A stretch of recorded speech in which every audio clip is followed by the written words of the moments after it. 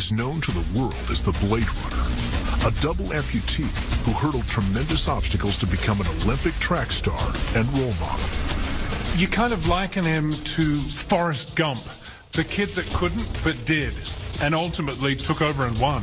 But he also has a dark side, plagued by an assault allegation, an intense fascination with guns, and what many describe as a violent temper. He was apparently a bit controlling, a bit jealous. You could see that they had some very intense arguments. It all comes to a head during the wee hours of Valentine's Day 2013, when Oscar shoots and kills his girlfriend, Reeva Steenkamp. I will never forget that moment. It was early hours of Valentine's Day. I got a phone call saying that Reeva was dead. In South Africa, an average person who admitted to fatally shooting his girlfriend would be looking at a mandatory life sentence. But Pistorius is beloved by the public and comes from a wealthy and powerful family. It's clear Pistorius was treated differently. He was treated differently from the very beginning. He uses stacks of cash from lucrative endorsement deals to mount a very public and costly campaign for freedom. Criminal justice looks very different for the rich and wealthy. It works, and in the end, Oscar Pistorius, the fastest man with no legs, is rich and acquitted of murder in the first degree.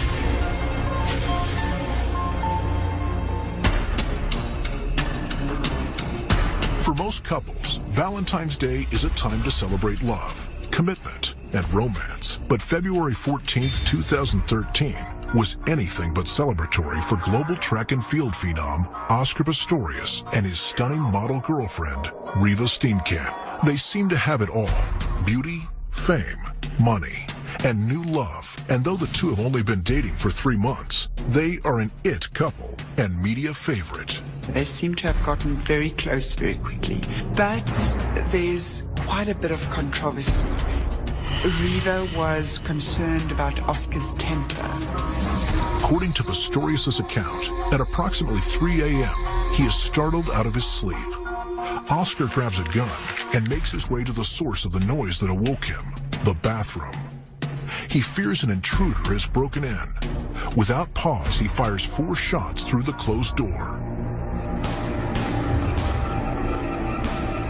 It was only after that that he discovered, going back into the bedroom, that Reeva wasn't there, and he put it all together and realized that it was her in the bathroom.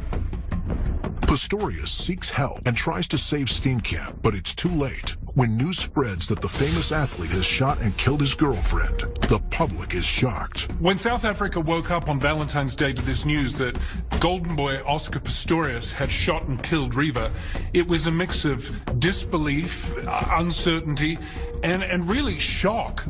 After all, Oscar is a global hero to many and has spent his life overcoming insurmountable odds. Oscar was always destined for greatness. There was just always something very special, something very different about Oscar Pistorius, and we like to claim him as a South African, but he was truly an international superstar. Pistorius was born in the Johannesburg suburb of Sandton in 1986 with a congenital condition called fibular hemimelia, an absence of fibula bones in both legs. When Oscar is just 11 months old, his parents make the heart-wrenching decision to have both legs amputated below the knee. And I think there was something in the drive of him and his mother, perhaps the weight of that decision on her shoulder, to prove to the world that her son could do and would do better than any others. So I think in a way it almost pushed her to push him. Particularly in poverty-stricken South Africa, most children would have to make do with typical prosthetics. But the Pistorius family is wealthy and have the means to get Oscar fitted with the best prosthetics money can buy. In his life, disability will be no obstacle to success. Young Oscar embraces his biggest challenge and becomes a track star, adding to the already illustrious Pistorius name, which is well known as one of South Africa's wealthiest clans. Pistorius family is definitely wealthy. They're business people. All the Pistorius brothers are involved in business, so they are definitely one of South Africa's wealthier families. Oscar Pistorius' family is rich. His extended family have significant business interests in a variety of industries. Oscar's mother, Sheila Pistorius, passes on the grit and determination that Oscar brings to the field. She champions his athletic pursuits early on and is responsible for his tough mental conditioning. His mother passed away when he was a teenager, and he does not have as much contact with that side of the family.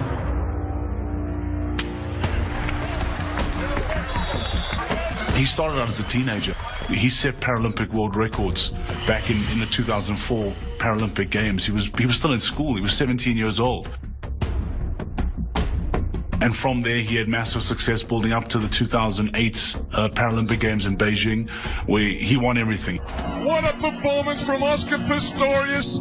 But Oscar is also embroiled in controversy. There was a time there where the International Olympic Committee wouldn't let him compete in the able-bodied games because they felt it gave him an unfair advantage. His extensive resources allow him to mount a public campaign against the ban. Being from a powerful family with influence has its privileges, and after a highly publicized fight, the ban is overturned. I think it made it a real spectacle as well. Here was this guy who didn't look like anybody, didn't move like anybody, didn't run like anybody, and now running off his prosthetic blade in that famous now J shape, it really did look like blades on the track. Fast forward to 2012, when Oscar, also deemed the fastest man with no legs, stands center stage in front of the world at the 2012 Olympic Summer Games. Although he has already earned dozens of medals and broken records over the years, as the first double amputee in Olympic history, the handsome Pistorius can now cash in on his newfound global fame. Sponsorships came pouring in. I mean, you know, corporate South Africa and corporate international brands already wanted to be a part of this Oscar Pistorius blade running machine. And because he was the full package, he was a very good-looking man, he was still very young, he was very successful. Here he was blurring those lines between the two. He was the complete marketing package. Public Oscar was very heavily into his charity work, promoting disability awareness, and essentially trying to appear as this hero. Oscar has carved out his own success independent of his family's wealth. With his new income comes new toys, a luxury condo, and expensive sports cars. The bachelor athlete takes to the party circuit like he was born for it. But beneath his sterling facade lurks a rumored dark side. Until now, only seen privately by select members of his inner circle. Oscar Pistorius's propensity for the good life. He was very much painted as a playboy, someone who drove too fast, was reckless with guns, and thought he was above the law. In 2009, Oscar's temper allegedly got the better of him when he reportedly angrily hit a door, pushing it into and injuring a female house guest. But I think because of his fame, his celebrity, his wealth, his family name, it afforded him special treatment.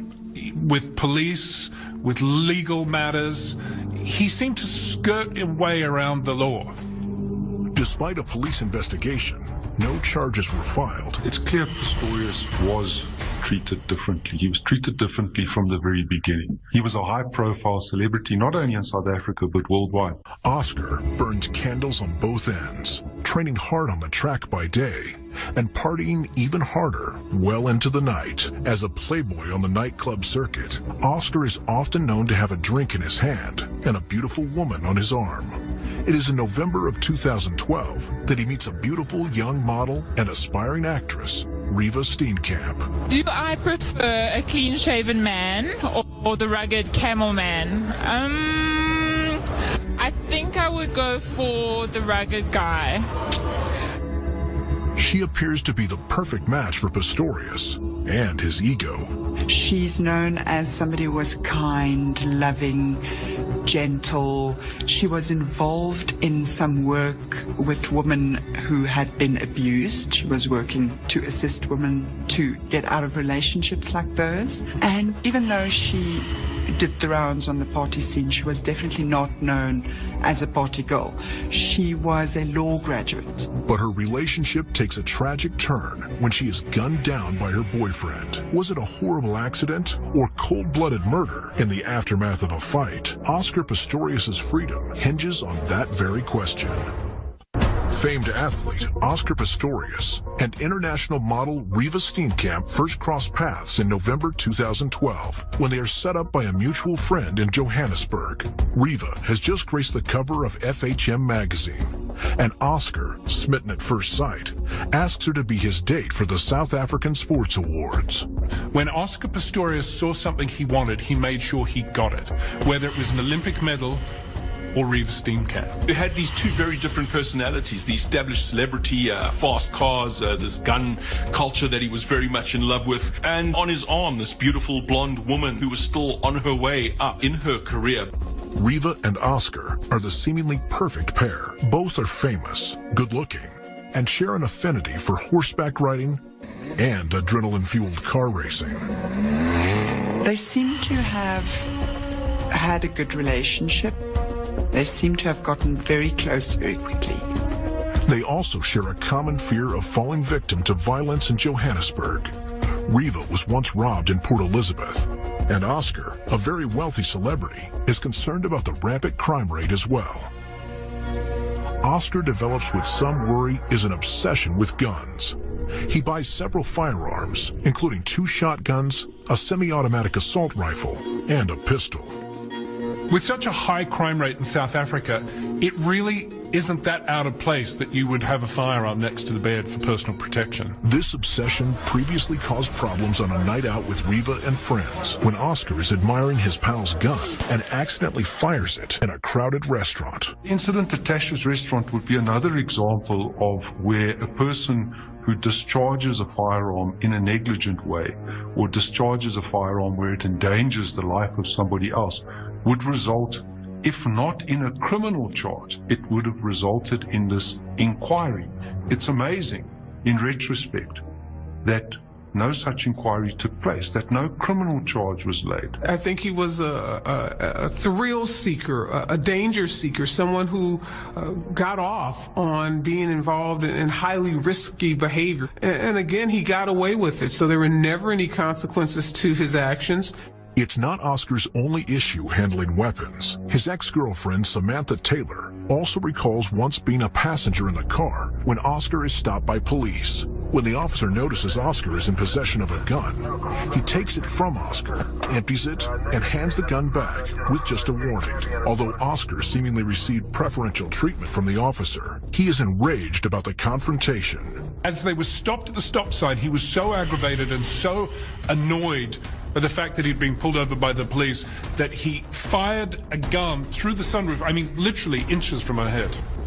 These stories started emerging about Oscar Pistorius, somebody who had this fetish for firearms, who was reckless, enjoyed wild parties, and, as it emerged, somebody who allegedly fired his firearm out the roof of a car and had this fascination with firearms. On the surface, Oscar's relationship with Steenkamp appears to be much different than with Samantha Taylor, who describes Oscar as having frequent, angry, possessive rages. Oscar's courtship with Reeva plays out in the media, and they both appear to be the power couple of South Africa.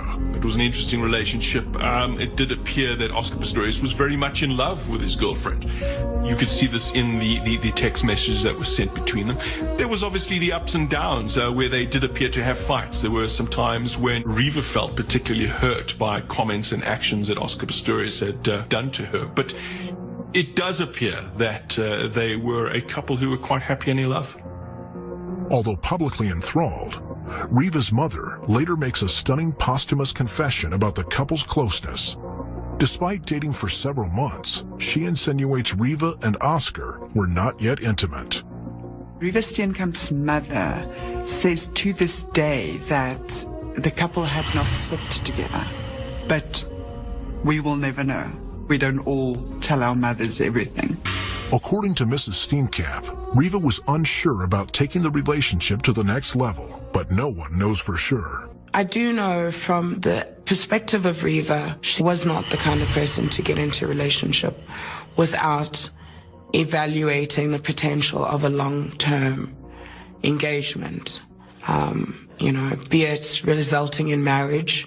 Oscar, who always seems to exude confidence on the track, appears to be the polar opposite in his relationships. According to court records, he is often seen as jealous and controlling. Reeva was concerned about Oscar's temper. There was one WhatsApp message where she told him that he scares her sometimes because he snaps at her. There were also messages where she seemed to be unhappy that he was jealous of her. He seemed to be unhappy that she was talking to other men. He was apparently a bit controlling, a bit jealous, and they took their text messages and presented pretty much all of them to the court. I mean, there were hundreds, and I'd say maybe 95% of them, they seemed very normal for a young couple, sort of in love, you know, newish relationship. But then there were some that took a bit of a darker turn. You could see that they had some very intense arguments. After just 2 months, is Reeva and Oscar's love fest subsiding?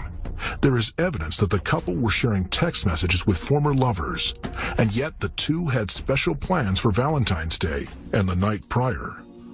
It seems that Reeva Steenkamp spent the previous night at Pistorius' house.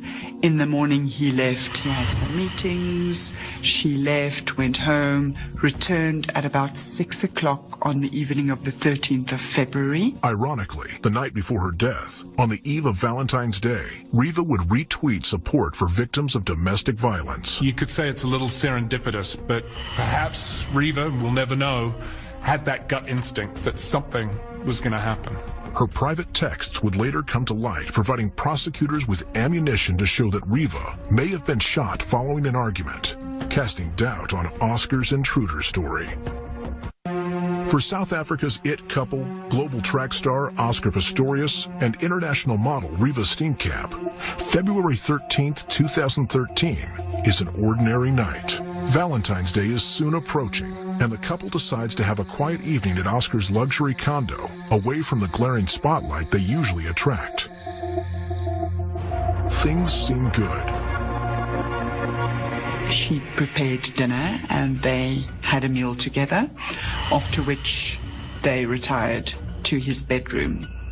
In South Africa, it's the dead of summer, and according to Oscar, that night the heat is unbearable. He gets out of bed to turn on a fan, then quickly falls back asleep. Pistorius said Reeva was still awake. She was busy on the computer, surfing a bit. He went to sleep, and it was a very hot night. The doors to the balcony were open. The bedroom is on the second story of the house. He says he woke up somewhere in the early hours of the morning. He doesn't know what woke him up. When he woke up, he looked at Reeva next to him. He realized that the doors to the balcony were still open. According to his own testimony, Oscar is startled awake by a noise inside of his condo. Too rattled to turn on the lights or slip on his prosthetic legs, he grabs a 9mm pistol and heads to the bathroom, the source of the noise. He says he thought straight away that someone must have come in through the window because Reeva was in bed. He had just had a conversation with her a short while ago. At that stage, he moved to get his gun, which was in the bedroom. He was also on his stumps at the time. He says he walked towards the bathroom and he heard the window of the bathroom slam. It was when he heard that noise coming from inside and seeing an open window next to the actual toilet cubicle, that was when he fired.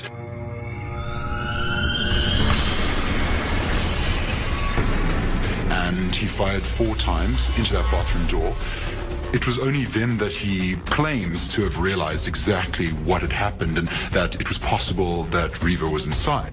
After Oscar unloads, he allegedly shouts out for Reeva to call the authorities. But when he gets no response, Oscar is stricken by a horrifying thought.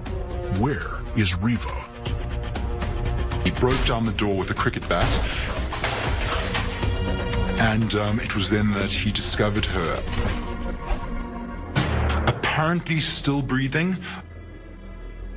He ultimately picked her up and took her downstairs to his home's foyer. And it was at that point where neighbors had started to arrive. They had apparently heard shouts and screams. Reeva lays on the floor, having suffered multiple gunshot wounds. most notably to her head. She is barely alive when Oscar carries her bloody body down his staircase. A doctor who lives in the upscale complex comes to Reeva's aid, but it is too late. She dies in the hallway of Oscar's home. There was some testimony from neighbors claiming that they had heard a woman screaming prior to the shots, implying that the couple was having an argument and that Oscar may have shot Reeva in anger.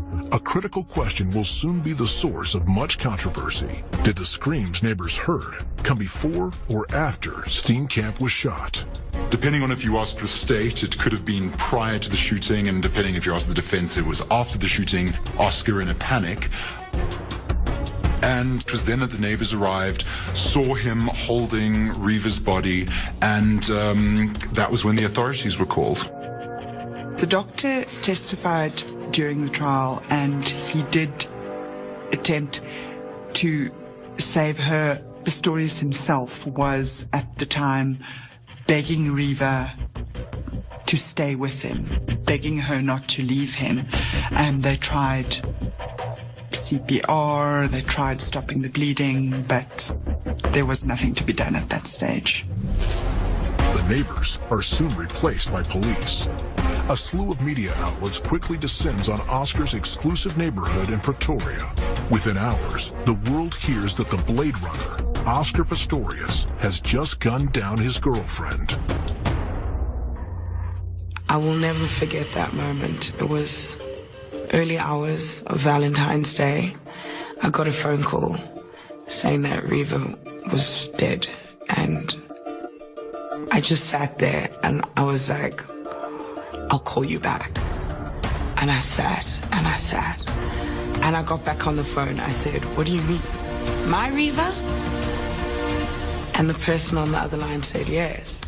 And I was still in shock. It just did not make sense to me. And I just went cold because, no, she's the last person out of people that I know that deserved to be murdered in cold blood. I think it was about 7 o'clock in the morning then, breaking the news that Oscar Pistorius had shot dead his girlfriend. And that's when the flood started. The CNNs, Al Jazeera's, Sky News, the world's media had started camping outside this estate in the east of Pretoria. Many unanswered questions hang in the balance. Was it a horrible mistake or cold-blooded murder? And how could a local hero with such fame and fortune commit such an act with so much to lose? He was so accustomed to getting past this. He was so accustomed to not suffering any consequences for his actions. And I think he thought the same thing would happen with respect to his girlfriend. Oscar gives Pretoria police a detailed and very troubling account of what happened. He claimed while she was in a bathroom. Why would she go to a bathroom with 2 cell phones? It doesn't make sense to me at all. I'm personally of the opinion they had an argument that night. Something just developed in a certain manner, and she went to the bathroom, maybe most probably to phone somebody, to the toilet, as it really actually happened. And when he learned that he's making phone calls, that's when he jumped up and started to fire shots at him. That excuse of certain perpetrators into the premises, quite frankly, is a lot of, as far as I'm concerned, it's nonsense. Although Oscar's story raises many questions, something else proves to be almost as controversial when officers mishandle crucial crime scene evidence. Police had not followed proper procedure in terms of securing the crime scene, entering the crime scene without the required protective gear on and so on, contaminating the crime scene. Pistorius is arrested, but Oscar Pistorius, the suspect, is still treated like a superstar. In an effort to spare him the glaring spotlight of the press, Oscar is hustled to an undisclosed police station. He was taken to be booked, the usual process. Forth. What was different is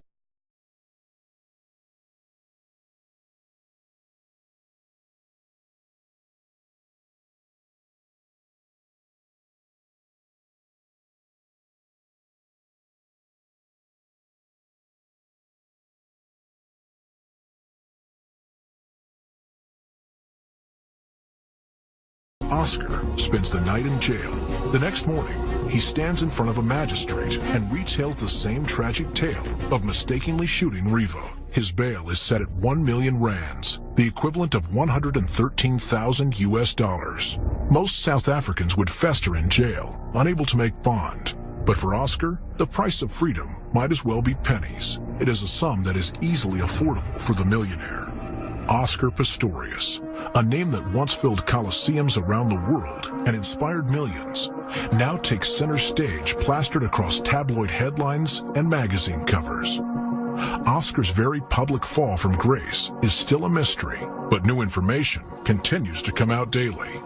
We started to learn more about this individual who was far removed from that composed man you see sprinting down an athletics track and holding up the gold on the podium. It created a very different view of the man, and quite shocking view. Rumors of Oscar drinking and partying at pubs while out on bail surface in the media, a clear violation of his release. But just as he has received special treatment throughout his life, Oscar remains free. But his reputation is now tarnished, as the Olympian once associated with sports achievement is now compared to another infamous athlete, O.J. Simpson. And he does have those fans. He has the people who say, you know, what happened was a mistake, we don't blame you. But I think they're definitely in the minority. Oscar's reputation continues to unravel. He loses close friends and multi-million-dollar sponsors. The big corporations and the money disappeared. He's lost sponsor after sponsor. Oakley and Nike distance themselves from the sprinter, causing him to lose millions when he needs the money most. He won't be earning money the way he did before the shooting. Everything changed that day. He won't be earning money running on the athletics track, and it won't be through sponsors. But Oscar still has a bank account swelling with money set aside for his defense and other intriguing uses he hopes will curry him favor with the public. Oscar Pistorius was paying a monthly stipend to the Steenkamp family after the killing. Reeva Steenkamp's parents were relying on her for a monthly bit of money. They had absolutely no income. They were left, without anything. So Oscar Pistorius was paying this particular money. There we go. Come on. I'm not sure what it was meant to be, whether it was some sort of apology or whether it was some other arrangement, because Reeva was supporting them financially, and I believe it was 8,000 rand, so that's like, what, a couple $100 US. So, I mean, it wasn't a huge amount, but it was brought up by the state as sort of an indictment on Pistorius's character, saying, oh, look, he's trying to pay off his victim's family. Oscar remains an enigma. A beloved athlete and inspirational figure who has a dark side and might be guilty of cold-blooded murder. He is forced to stay away from his Pretoria home since it is now a crime scene. So Oscar spends most of his time confined to his Uncle Arnold's mega mansion, a far cry from what an average Joe accused of murder would have access to. Therefore, we called it mansion arrest instead of house arrest. He was due to live in an apartment on the grounds of the rather large house. An average suspect charged with murder might still be festering in jail. Oscar, however, is living it up in his uncle's mansion, well aware that his athletic career is in shambles and freedom hangs in the balance. Oscar spares no expense and hires one of the country's best defense advocates, Barry Rue. Oscar Pistorius had to plow thousands upon thousands upon thousands of dollars, if not millions, into the very best legal minds that he could hire. Rue anticipates the state will bring out its A-team for the high-profile case, so he pairs with veteran attorneys Kenny Oldwodge and Brian Weber to form a star-worthy defense team. He did spend a lot of money on his defense team. Let's look at the different components. From the legal perspective, his counsel, the advocates, no doubt. Advocate Barry Rue is one of the best to counsel in the country. His junior in this particular case was Kenny Oldwodge, also a very respected advocate in the country. So from that aspect, certainly the best money could buy. The three-headed monster of Rue, Oldwodge, and Weber represent the best and most expensive South Africa has to offer. It costs Pistorius an estimated 100,000 rands, or $7,000 per day, in a country where the average wage is $1,200 per month. Barry Rue and Kenny Oldwodge are two of our most experienced criminal advocates in the country. And it most certainly gave Pistorius cutting-edge legal defense, and it most certainly gave him one of the best defenses that he could have expected. The Pistorius trial is set to be the most famous case in South Africa since Nelson Mandela's Rivonia trial back in the early 60s. In order to guarantee a conviction, the government assigns veteran prosecutor Jerry Nell to the case. He's dealt with politicians' cases. He's dealt with very high-profile figures in the past. And, I mean, he's just one of those lawyers within the National Prosecuting Authority who they bring on for these high-profile, big, important, difficult cases. And, I mean, this was a case that was based entirely on circumstantial evidence, so they needed a very strong prosecutor. I think there was a massive amount of state resources put into this trial because it was a show trial. It was a media trial, it was a show trial, showcasing our legal system. We had our best prosecuting team, we had expert witnesses, we had people from the South African Police Ballistics Department, as well as people who gave evidence about correctional supervision. The high-power defense picks at every facet of the prosecutor's case. Oh, they challenged every theory that the prosecution had, and they challenged it with big guns, high-paid experts, very sophisticated analysis that was done to try to counter the prosecutor's case, and it worked. Oscar's carefully crafted public persona will fall apart under the withering attack of prosecutors. Court observers would be shocked at Oscar's surprising emotional breakdown that was unlike any they had ever witnessed. Olympic sensation Oscar Pistorius is charged with the murder of his girlfriend, model Reeva Steenkamp. 1 count of illegal possession of ammunition and 2 counts of firing a weapon in public from unrelated incidents. His trial begins on March 3, 2014, as the media and thousands of onlookers crowd the steps of the Palace of Justice in Pretoria, South Africa. Oscar, who normally walks with a certain arrogance and swagger through flashing cameras, now looks like a man who is fearful and grief-stricken. Oscar himself refused to interact with the media, and generally he was quite stoic. It was cliché, but you can only say that it was a media circus. There were so many international members of the media that came into the country. There was a limit on the number of journalists in the courtroom simply because there was just so much space. So we were limited to 40 local journalists and 40 international reporters in the courtroom. This was dubbed the trial of the century, something I think Americans experienced in the O.J. Simpson trial. We've never seen anything like that in this country. Since South Africa's jury system was abolished during apartheid, Oscar's fate rests in the hands of the court. We must bear in mind that our court system is not perfect in this country. We're in fact, a crisis in our criminal justice system. It's not particularly functional right now as a result of corruption, as a result of lack of resources, overcrowding, very, very high levels of crime that leads to long, congested court rolls. On the first and second days of the trial, witnesses testified that they heard arguing and screams from a female prior to shots being fired from Oscar's condo. The prosecution painted a very dark picture of an Oscar, this athlete who used his power and authority to intimidate, to harass, and to frighten his girlfriend. Was Reeva shot in an uncontrollable rage? Prosecutor Jerry Nell describes the night of the shooting in horrific detail and shows graphic photos of Reeva's bullet-ridden body. There was something brutal about the way Jerry Nell handled it, particularly when he first started the cross-examination and showed the entire courtroom, and it was actually aired on television, a picture of Reeva Steenkamp's head wound. He said, this is what you did to this person.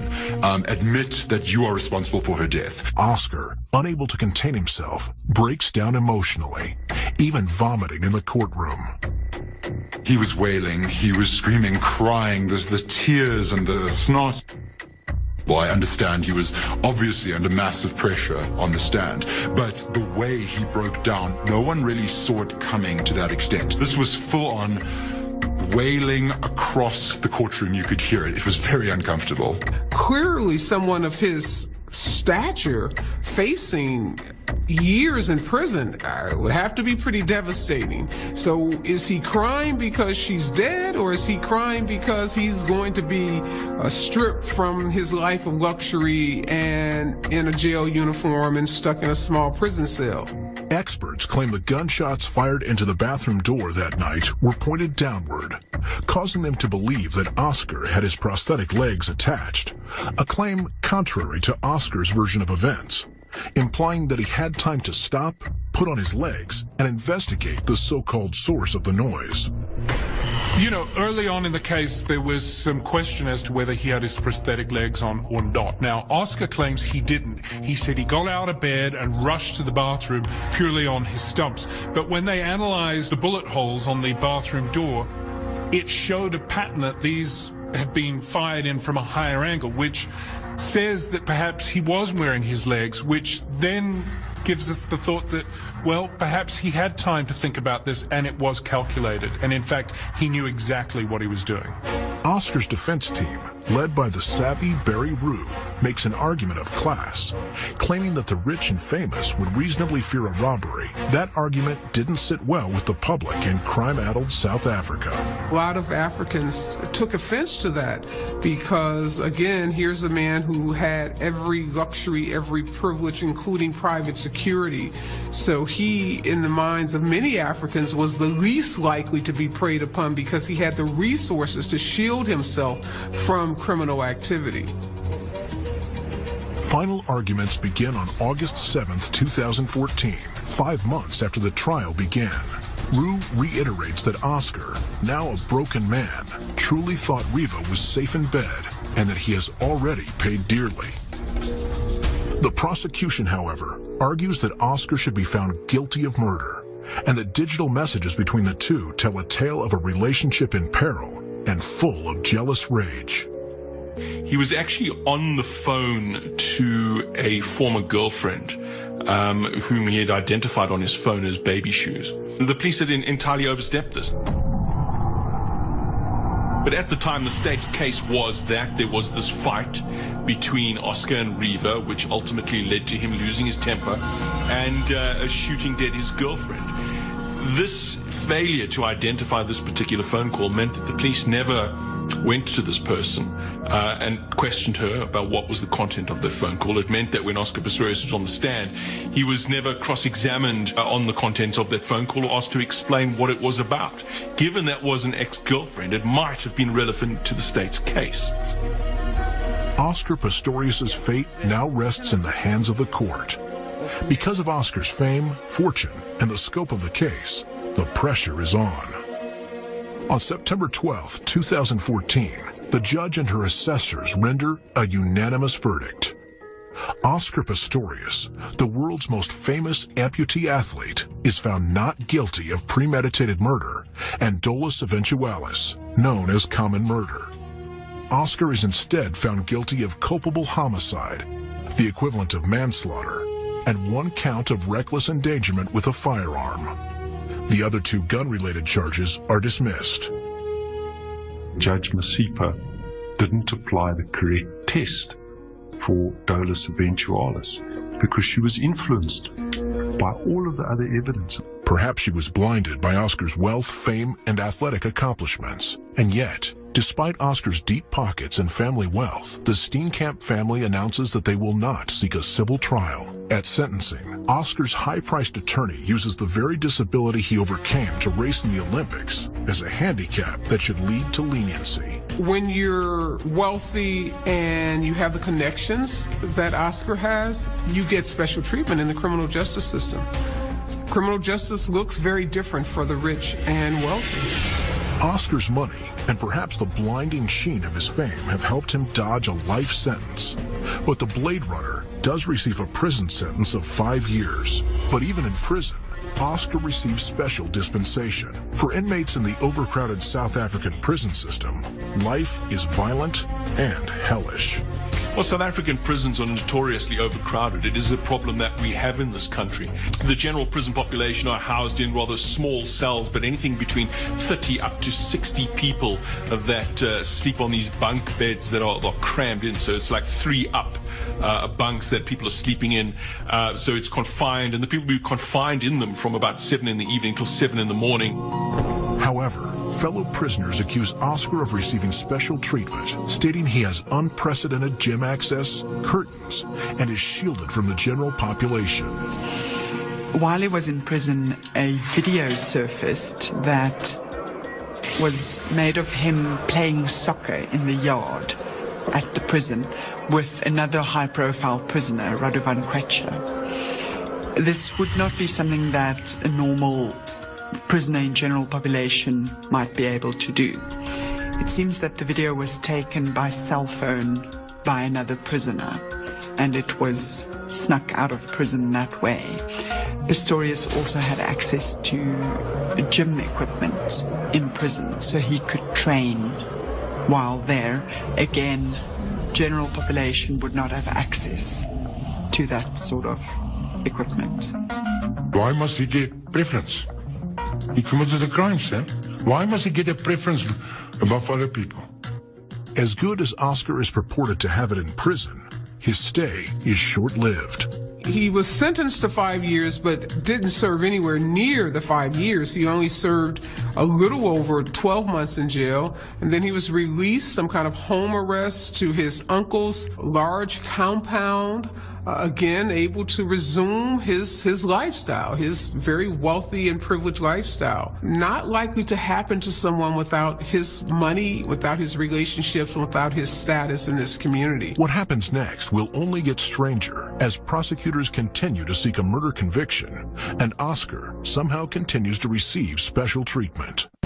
Oscar Pistorius, once lauded as the Blade Runner and fastest man with no legs, was found guilty of culpable homicide, a charge similar to manslaughter. After he shot and killed his girlfriend, Reeva Steenkamp, many across the world believe Pistorius received preferential treatment due to his celebrity status and tremendous resources. Oscar came from a wealthy and powerful South African family and was able to afford an elite team of defense attorneys, experts, and consultants. There were multiple forensic examinations and testimony by multiple professionals about his medical condition, about his mental health condition, and all of that is reserved to those who are wealthy. He also received special privileges in prison, due partially to his disability, but mostly to his fame. To add insult to injury, he only served 11 months of his 5-year sentence in prison, spending the rest of the term under house arrest at his uncle's mansion. He got these things because he was Oscar Pistorius. He was rich, he was famous, he was a celebrity. He was treated differently. While under house arrest, Pistorius is allowed to leave home from dawn to dusk. He is also able to continue training, even though a future in track and field is improbable at best. His extended family have significant business interests in a variety of industries. You know, he might be able to be employed in there, but there is a bit of a pride in the Pistorius clan. Oscar Pistorius would want to be able to earn an income for himself. I mean, his agent does foresee a prospect for him in the future, being able to earn an income on his own. But, you know, I suppose we'll have to get there. Once we get there and see how society and the country views Oscar Pistorius once he's served his time. Oscar's win in court is bittersweet. Not only has he lost his stature in the sports community, but his considerable personal wealth is gone, despite earning millions in endorsements, purses, and investments. Oscar Pistorius is broke. I think it's been quite clear. It's been submitted numerous times. He's had to sell all his property, his vehicles, and not only has he lost all his assets and whatever money he had, he's lost his means of earning an income. I mean, it was generated on not only his ability on the athletics track, but that celebrity aspect, that role model aspect that he had, that value he gave to brands, which he could leverage to earn money. He's lost it all, and he'll never get that back again.